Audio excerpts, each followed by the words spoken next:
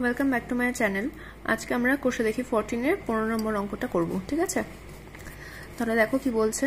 পূজা, উত্তম ও মেহের যথাক্রমে 5,000 টাকা, 7,000 টাকা ও 10,000 টাকা মূলধন নিয়ে অংশীদারি কারবার এই শর্তে শুরু করে যে, প্রথম শর্ত কি, কারবার চালানোর মাসিক খরচ 125 টাকা, হিসাবপত্র রাখার জন্য পূজা ও উত্তম প্রত্যেকে মাসিক 200 টাকা পাবে। বছরের শেষে 6,960 টাকা লাভ হলে তা থেকে কে কত টাকা পাবে হিসাব করে লিখি।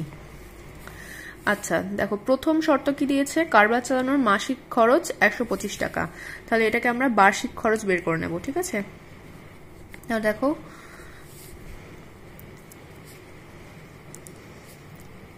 কারবার চালানোর বার্ষিক খরচ কত হবে? 125 ইন্টু 12, মাসিক খরচকে 12 দিয়ে গুণ করলে বার্ষিক খরচ বেরিয়ে যাবে এত টাকা, তাই তো? তাহলে এটা ইকুয়ালস টু কত হচ্ছে? 1500 টাকা। তাহলে কারবার চালানোর মাসিক খরচ, বার্ষিক খরচ হচ্ছে 1500 টাকা। আচ্ছা, এবার কি দ্বিতীয় নম্বর শর্ত হচ্ছে, হিসাবপত্র রাখার জন্য পূজা, উত্তম প্রত্যেকে মাসিক 200 টাকা করে পাবে। আচ্ছা, তাহলে প্রত্যেকে কত করে পাবে দেখি বার্ষিক। পূজা ও উত্তম প্রত্যেকে বার্ষিক পাবে 200 ইন্টু 12 এত টাকা। তাহলে 200 ইন্টু 12 কত হচ্ছে? 2400 টাকা, তাই তো? আচ্ছা, তাহলে পূজা, উত্তম প্রত্যেকে বার্ষিক 2400 টাকা করে পাবে। তাহলে এরা দুজন মোট কত টাকা পাবে? সুতরাং পূজা ও উত্তম বার্ষিক মোট টাকা পাবে কত? 2400 যেহেতু দুজন ইন্টু 2 এত টাকা সমান সমান কত? 4,800 টাকা।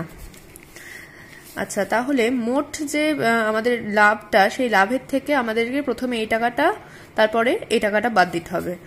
তারপরে কি করব? তারপরে মূলধন অনুপাতে ভাগ করব। আচ্ছা, তাহলে লাভের থেকে, এখানে যেহেতু পয়েন্ট দিয়ে দিয়েছে, পয়েন্টের নাম দিয়ে দিচ্ছি 1 ও 2 নং এর টাকা বাদ দিয়ে পাই। তাহলে মোট লাভ কত? 6,960, তাই তো? 6,960 থেকে আমরা কত বাদ দেব? প্রথমে 1500 বাদ দেব, তারপরে কত বাদ দেব? আচ্ছা, যেহেতু এটা একসাথে বাদ দেবো তাই ব্র্যাকেট দিয়ে নিচ্ছি। 1500 আর 4,800, তাই তো? এই টাকাটা বাদ দেব। তাহলে কত হচ্ছে দেখো, 6,960 মাইনাস 6,300 এত টাকা, ঠিক আছে? ইকুয়ালস টু কত হচ্ছে? 660 টাকা। এই টাকাটাকে এবার আমরা মূলধনের অনুপাতে ভাগ করব। এবার দেখি মূলধনের অনুপাত কত হচ্ছে। সুতরাং মূলধনের অনুপাত কত? 5,000 ইস্টু 7,000 ইস্টু 10,000, 3টে করে 0 কেটে যাবে। তাহলে কত হচ্ছে? 5:7:10। এটা হচ্ছে মূলধন অনুপাত। এই অনুপাতে এই টাকাটা ভাগ হবে, ঠিক আছে? তাহলে সুতরাং মূলধনের অনুপাতে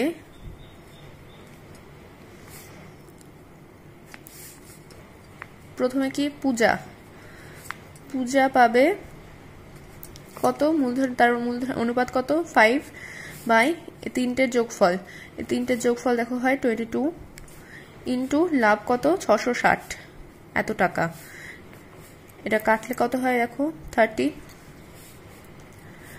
তাহলে 150 টাকা পূজা পাবে। 150 টাকা। তাহলে পূজা এর আগে কত পেয়েছিল, এর আগে কিন্তু এই 2400 টাকাটা পেয়েছিল বার্ষিক, তাহলে এই টাকার সাথে এই 150 টাকাটা আবার যোগ হবে, তাহলে পূজা, সুতরাং পূজা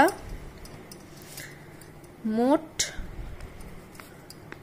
পাবে কত 2400 প্লাস 150 টাকা ইকুয়ালস দেখো কত হয় 2550 টাকা।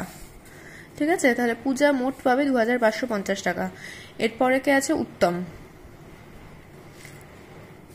উত্তম পাবে কত 7 বাই 22 ইন্টু 660 টাকা again 30 equals to 210 টাকা।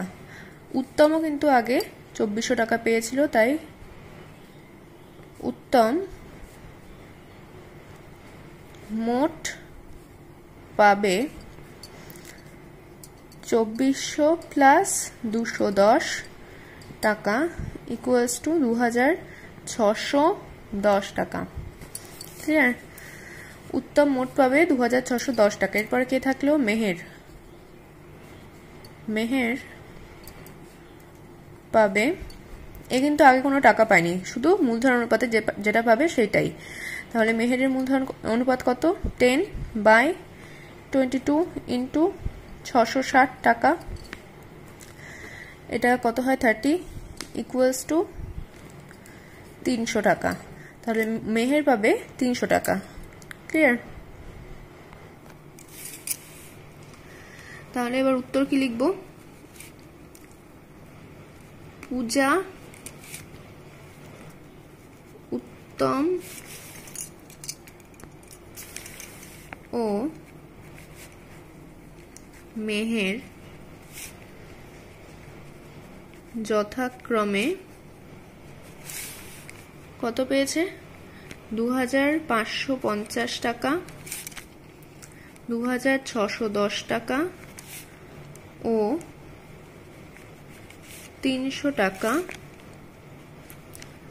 পাবে। ক্লিয়ার।